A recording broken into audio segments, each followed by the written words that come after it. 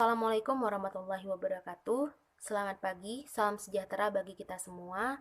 Terima kasih saya ucapkan kepada Bapak dan Ibu penguji yang telah turut hadir pada seminar proposal saya pada pagi hari ini, yaitu pada Rabu 26 Januari 2022. Nah, sebelumnya izinkan saya untuk memperkenalkan diri terlebih dahulu.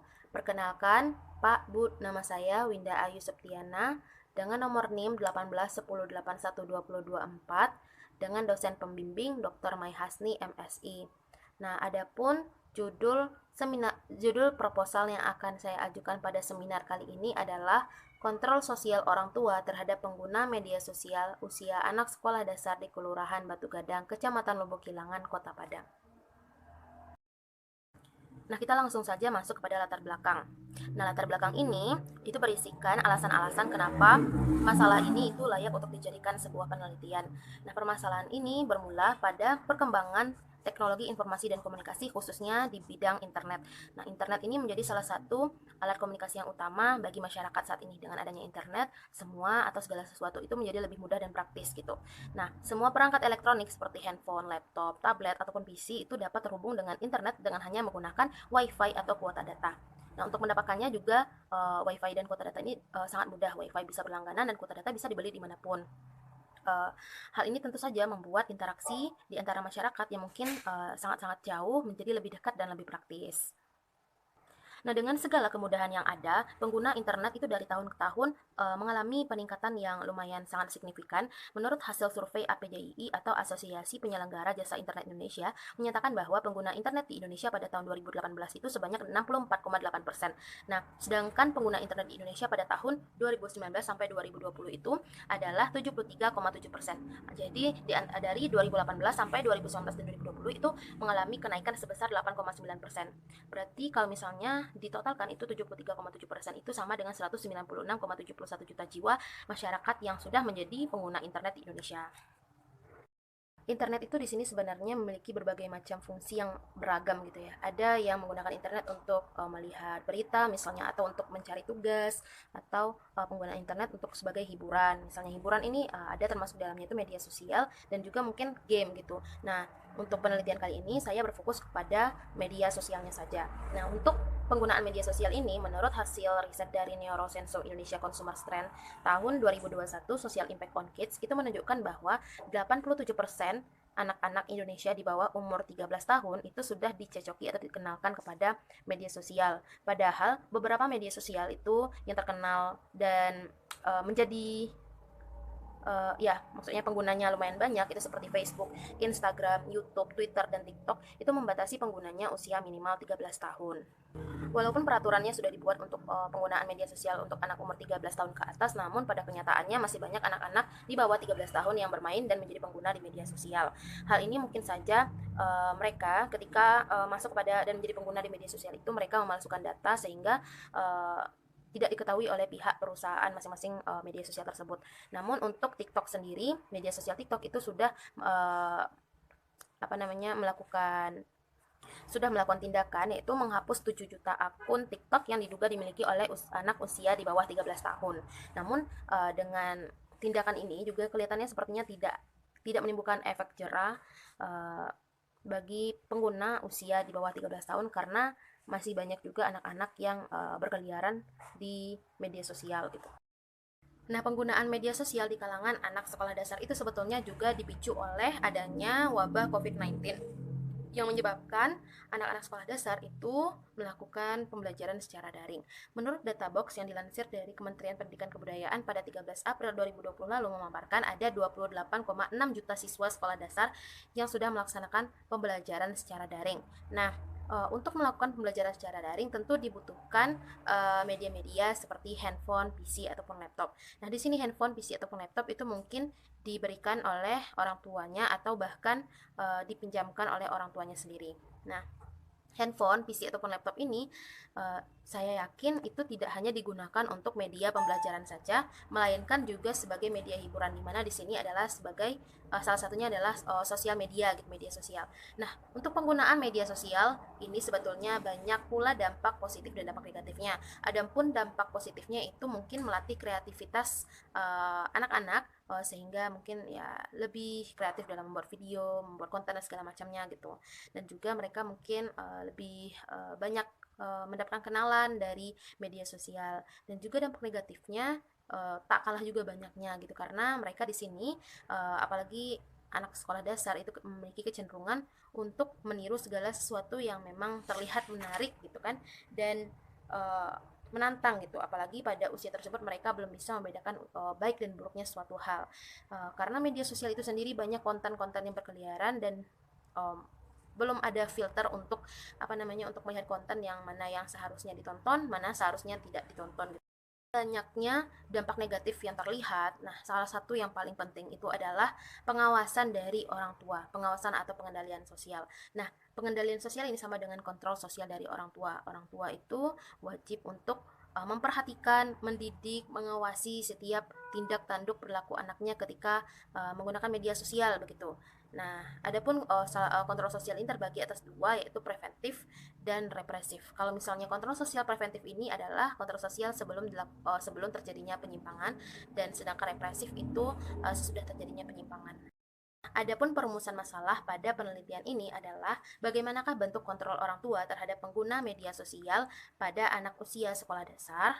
Nah, lalu tujuan penelitiannya adalah yang pertama tujuan umum, yaitu untuk mengetahui dan mendeskripsikan bagaimana bentuk kontrol orang tua terhadap pengguna media sosial pada anak usia sekolah dasar. Sedangkan tujuan khususnya yang pertama mendeskripsikan bentuk kontrol orang tua preventif terhadap anak pengguna media sosial pada anak sekolah dasar. Yang kedua, mendeskripsikan bentuk kontrol orang tua represif pada anak pengguna media sosial di usia sekolah dasar. Manfaat penelitiannya adalah yang pertama aspek akademik, yaitu dalam rangka pengembangan ilmu pengetahuan untuk penelitian selanjutnya. Hasil penelitian ini diharapkan untuk memberikan sumbangan pengetahuan tentang kontrol sosial orang tua terhadap anak pengguna media sosial usia sekolah dasar yang menjadi kajian sosiologi keluarga. Yang kedua yaitu aspek praktik. Yang pertama, memberikan informasi dan menjadikan masukan bagi masyarakat pada umumnya tentang kontrol sosial orang tua terhadap pengguna media sosial pada anak sekolah dasar. Yang kedua, bagi peneliti selanjutnya dapat menambah wawasan dan pemahaman mengenai kontrol orang tua terhadap pengguna media sosial usia sekolah dasar. Masuk kepada tinjauan pustaka. Yang pertama adalah kontrol sosial. Apa itu kontrol sosial? Kontrol sosial ini sebenarnya sama penyebutannya dengan pengendalian sosial. Menurut Sukanto, pengendalian sosial ini adalah suatu proses, baik yang direncanakan atau tidak direncanakan, yaitu bertujuan untuk mengajak, membimbing, atau bahkan memaksa warga masyarakat agar mematuhi nilai-nilai dan kaidah yang berlaku. Nah, adapun kontrol sosial yang dimaksudkan di sini adalah bagaimana orang tua itu melakukan pengawasan terhadap anak-anaknya dalam penggunaan media sosial. Nah, dalam kontrol sosial yang dilakukan, orang tua hendaklah paham apa tindakan-tindakan yang mereka lakukan. Lebih baiknya lagi, orang tua ini sebetulnya harus paham mengenai media sosial, sehingga dapat memberikan aturan-aturan khusus dalam bermedia sosial itu pada anaknya, sehingga tidak melenceng dari nilai dan norma yang dianut dalam masyarakat. Menurut Narwako dan Suyanto, itu ada dua bentuk kontrol sosial, yaitu kontrol sosial preventif dan kontrol sosial represif. Nah, seperti yang saya jelaskan di dalam latar belakang tadi, kontrol sosial preventif itu adalah pengendalian yang bertujuan untuk tindakan pencegahan. Berarti hal ini dilakukan sebelum tindakan penyimpangan itu terjadi gitu. Nah, sedangkan represif itu adalah setelah dilakukannya penyimpangan. Tinjauan pustaka yang kedua yaitu adalah orang tua. Menurut Hasanuddin, orang tua ini adalah ibu bapak yang dikenal oleh putra-putrinya. Berarti orang tua itu terdiri dari ayah dan ibu gitu. Arifin mengatakan juga orang tua itu adalah kepala keluarga gitu.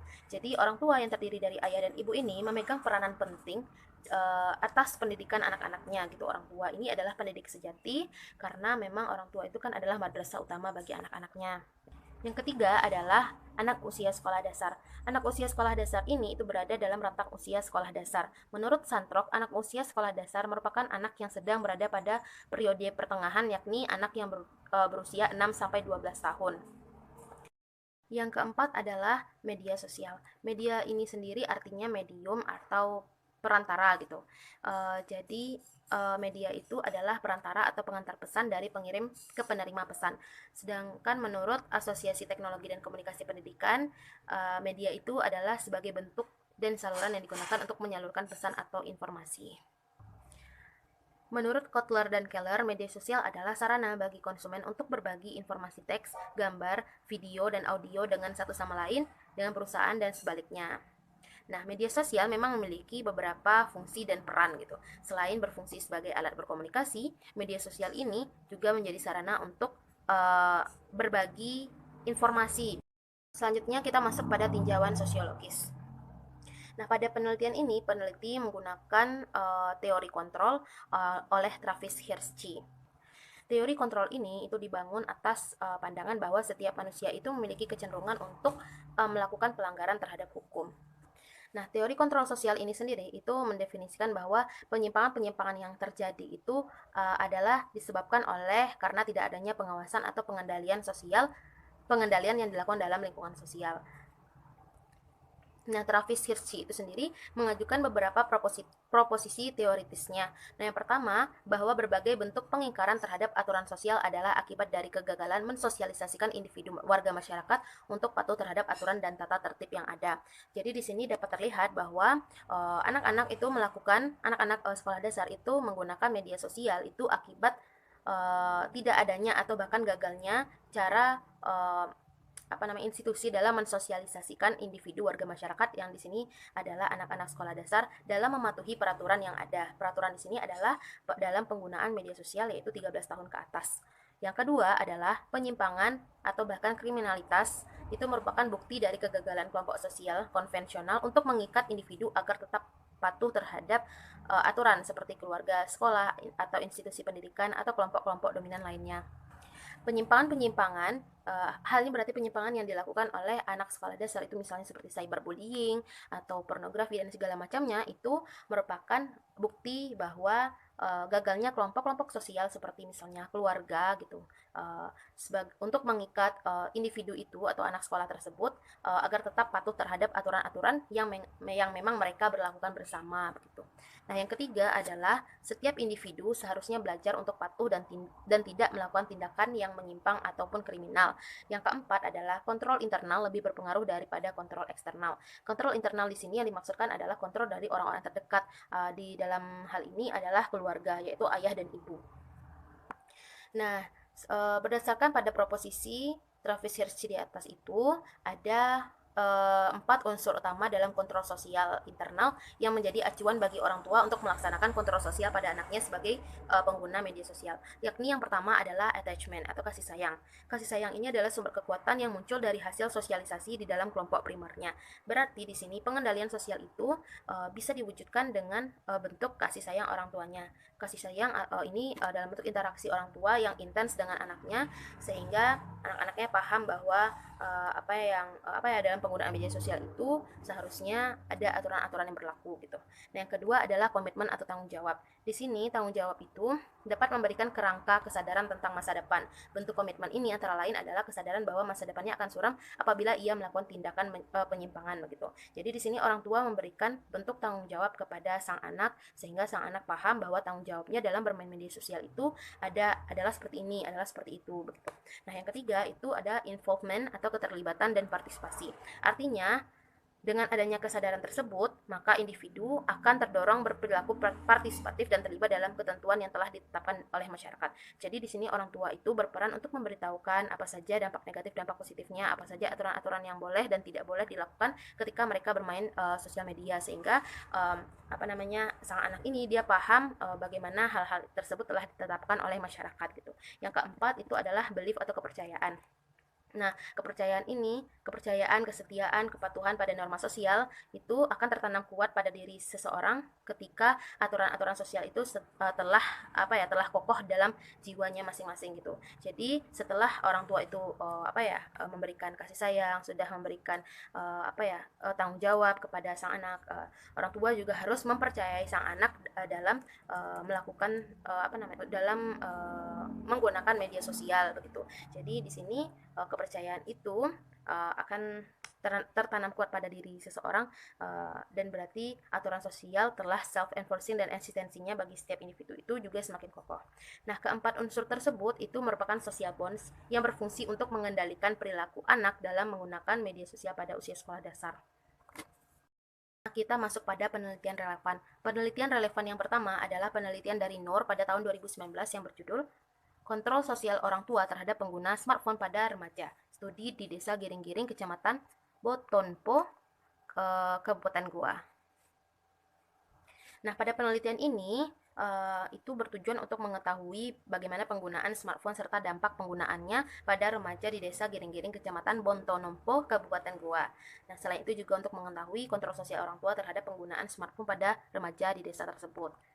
Nah, pembedanya dari penelitian yang akan dilakukan adalah penelitian ini itu dilakukan pembahasannya itu lebih kepada smartphone gitu, yang mana jika dikaji smartphone itu lebih luas kan ketimbang media sosial. Nah, sedangkan hal lainnya itu mencakup smartphone ini juga mencakup dalam itu game dan aplikasi lainnya. Sedangkan penelitian yang akan dilakukan itu lebih berfokus kepada media sosial yang dalamnya seperti Instagram, Facebook, TikTok, WhatsApp, YouTube, dan lain sebagainya. Nah, yang penelitian kedua yaitu adalah penelitian dari Ekawati pada 2017. Adapun judul penelitiannya adalah Kontrol Sosial Orang Tua dalam Penggunaan Media Sosial TikTok pada Anak di Kelurahan Sememi, Kecamatan Benewo, Kota Surabaya, dalam tinjauan teori kontrol sosial Travis Hirschi. Penelitian ini berkhusus untuk mendeskripsikan bagaimana penggunaan media sosial TikTok dan dampaknya pada anak. Selain itu, penelitian ini juga bertujuan untuk mendeskripsikan kontrol orang tua pada anak di Kelurahan Sememi, Kecamatan Benowo, Kota Surabaya. Perbedaan pada penelitian ini dengan penelitian yang akan dilakukan itu terletak pada judulnya. Penelitian ini dilakukan fokus kepada TikTok saja, sedangkan penelitian yang akan dilakukan itu lebih cenderung membahas mengenai media sosial secara keseluruhan. Selain itu, penelitian ini juga membahas mengenai penggunaan aplikasi TikTok pada SMP, sedangkan penelitian yang akan dilakukan itu lebih berfokus pada penggunaan media sosial pada usia sekolah dasar. Nah, yang ketiga adalah penelitian oleh Juniati dan Ahmad pada 2019 dengan judul Kontrol Sosial Orang Tua pada Anak Pengguna Media Sosial Siswa Kelas 12 Bahasa di SMA Negeri 3 Polewali. Nah, penelitian ini bertujuan untuk mendeskripsikan bentuk kontrol orang tua pada anak pengguna media sosial dan dampak penggunaannya terhadap pendidikan kelas 12 Bahasa di SMA Negeri 3 Polewali. Nah, metode yang digunakan dalam penelitian ini adalah kualitatif dengan pengumpulan data berupa wawancara, observasi, dan dokumentasi. Perbedaan penelitian lagi-lagi terletak pada informan yang dilakukan yang ada, yaitu pada penelitian ini itu mendeskripsikan penggunaan media sosial itu pada siswa SMA kelas 12. Sedangkan penelitian yang akan dilakukan itu lebih membahas pada penggunaan media sosial pada anak sekolah dasar. Kita masuk kepada metode penelitian. Yang pertama ada pendekatan penelitian dan tipe penelitian. Pendekatan penelitian yang akan dilakukan adalah menggunakan pendekatan kualitatif. Dan tipe penelitiannya adalah deskriptif. Selanjutnya adalah informan penelitian. Ada dua, yaitu informan pelaku dan informan pendukung. Adapun informan pelaku dalam penelitian ini adalah orang tua yang terdiri dari ayah, ibu, ataupun wali yang memiliki anak dalam rentang usia sekolah dasar yaitu 6-12 tahun, dan sang anak tersebut memiliki smartphone, bisa milik pribadi ataupun bahkan milik orang tuanya. Yang kedua, orang tua yang anaknya masih dalam rentang usia sekolah dasar dan menjadi pengguna di media sosial. Adapun jenis media sosial yang digunakan yaitu Instagram, Twitter, Facebook, WhatsApp, TikTok, dan YouTube. Dan ini boleh salah satunya. Yang ketiga itu adalah pelaku yang dikenakan kontrol sosial oleh orang tua karena menjadi pengguna di media sosial. Untuk karakteristik informan itu yang pertama dan kedua itu adalah untuk informan pelaku, dan yang ketiga adalah itu untuk informan pendukung. Selanjutnya yaitu data yang akan diambil. Ada dua, yakni data sekunder dan data primer. Adapun data primer itu adalah data utama, itu didapatkan dari wawancara mendalam. Yang kedua itu ada data sekunder, itu dapat dari Asosiasi Penyelenggara Jasa Internet Indonesia dan juga dari studi dokumen. Data yang akan diambil ada dua, yaitu data primer dan data sekunder. Data primer ini didapatkan langsung dari wawancara mendalam bersama informan pelaku dan pendukung, dan yang kedua data sekunder itu didapat dari kelurahan tempat penelitian yang akan dilaksanakan dan juga dari dari data pengguna internet di Indonesia yang dapat langsung dari APJI atau Asosiasi Penyelenggara Jasa Internet Indonesia. Nah, adapun teknik pengumpulan data yang akan dilakukan adalah yang pertama yaitu wawancara mendalam. Nah, wawancara ini merupakan kegiatan tanya jawab secara lisan ataupun bertujuan untuk mengumpulkan data penelitian. Artinya pertanyaan ini muncul dan diajukan oleh pihak pewawancara dan jawabannya diberikan oleh informan. Nah, yang kedua yaitu adalah studi dokumen. Nah, dokumen ini bisa berbentuk tulisan, gambar, atau karya. Nah, studi dokumen ini merupakan pelengkap dari penggunaan metode wawancara dalam penelitian kualitatif. Hasil penelitian dari wawancara akan lebih kredibel atau dapat dipercaya kalau didukung oleh bukti dokumen. Pada penelitian ini, peneliti menggunakan studi dokumen dalam mendeskripsikan wilayah lokasi penelitian. Lokasi penelitian sendiri akan dilaksanakan pada Kelurahan Batu Gadang yang memiliki luas 19,29 km dan jumlah penduduk pada 2021 sebanyak 11.551 orang. Unit analisisnya adalah berupa individu atau kelompok. Nah, pada penelitian ini itu saya menggunakan unit analisis kelompok yaitu institusi keluarga, yaitu berupa keluarga di sini berupa ayah, ibu, dan anak. Nah, selanjutnya yaitu analisis data. Analisis data ini dilakukan yang pertama tahapannya yaitu kodifikasi data. Nah, tahap kodifikasi ini merupakan tahap pengkodingan pada data.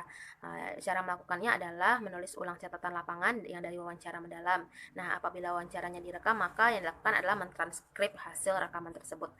Nah, selanjutnya peneliti itu memilah informasi yang mana yang penting, mana yang kurang penting, dan diberikan tanda-tanda. Yang kedua yaitu adalah tahap penyajian. Tahap penyajian ini itu peneliti menyajikan temuan penelitian dalam bentuk kelompok-kelompok atau kategori. Miles dan Haberman itu memberikan saran agar menggunakan matriks dan diagram untuk menyajikan hasil penelitian agar menjadi lebih efektif.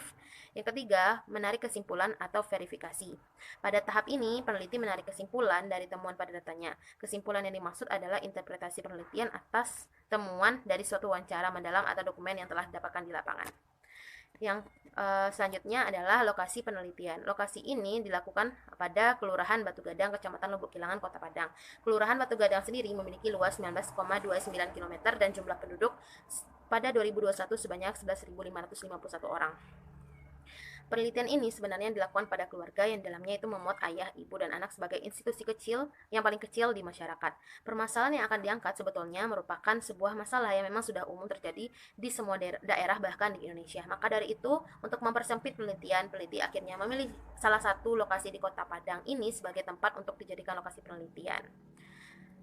Yang selanjutnya adalah definisi konsep.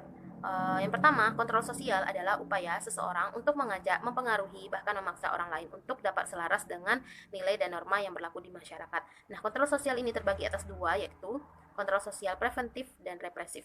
Sudah saya jelaskan perbedaannya pada latar belakang dan juga tinjauan pustaka. Dan yang kedua ada orang tua. Orang tua ini adalah ayah dan ibu. Yang ketiga, media sosial adalah sarana bagi konsumen untuk berbagi informasi teks, gambar, video, ataupun audio dengan satu sama lain ataupun dengan perusahaan dan sebaliknya. Yang keempat, yaitu anak usia sekolah dasar adalah anak-anak yang berada pada rentang usia sekolah dasar. Anak usia sekolah dasar merupakan anak yang berada pada fase akhir masa kanak-kanak, yaitu pada anak usia 6-12 tahun. Adapun rancangan jadwal penelitian saya, yang pertama itu seminar proposal akan dilakukan pada Januari. Lalu setelah seminar proposal akan dilakukan pembuatan instrumen wawancara yaitu pada Februari, dan turun lapangan juga akan langsung dilaksanakan pada Februari dan mungkin juga sampai Maret. Lalu menyusun draft itu pada Maret, dan laporan penelitian akan dilakukan pada Maret dan April. Lalu ujian skripsi akan dilangsungkan pada Mei. Mungkin itu saja yang ingin saya sampaikan pada proposal penelitian saya.